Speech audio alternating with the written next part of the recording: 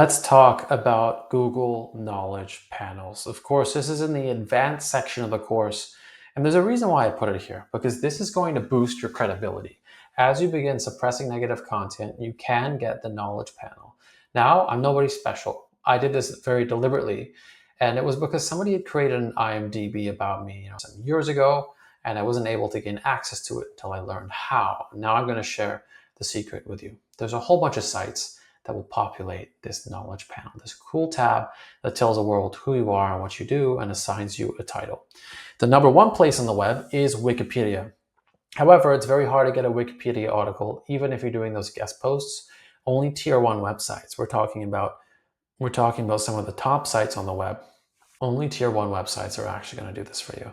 So only tier one websites can be used in Wikipedia sourcing. And the contributors at Wikipedia are very stringent on guidelines. They'll see where your IP address is coming from.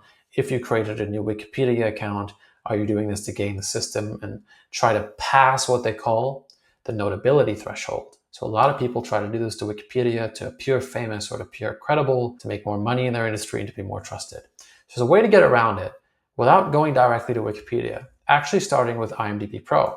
IMDb Pro is not very stringent. You can actually go to IMDb, log in, create an account. When you sign up for IMDb Pro, it's quite simple. There's more advanced tutorials in the future on how to actually get into IMDb and do that. But in the videos that you're creating and the social media profiles that you're creating, if you record a video series on YouTube, just 10 videos about business, you can actually go into IMDb Pro, create the production, add it as a web series, and then add your name to it. When you add your name to it, it creates a blank profile. You can then gain access to that, add a picture, update the bio. If you do it slowly, eventually you'll have a page that looks like mine. I wrote this entire biography. This is not auto-populated. This was for a client, so I added these. The rest are film production credits. I added one news article. So that's one good way to increase the chance of a Google Knowledge Panel appearing. However, it is not guaranteed. The second website I would recommend is actually Crunchbase. And I've written this in the guide in your school tab. Crunchbase is a way to add investor profiles, business profiles, but anybody can get started. This will also pull into the knowledge panel.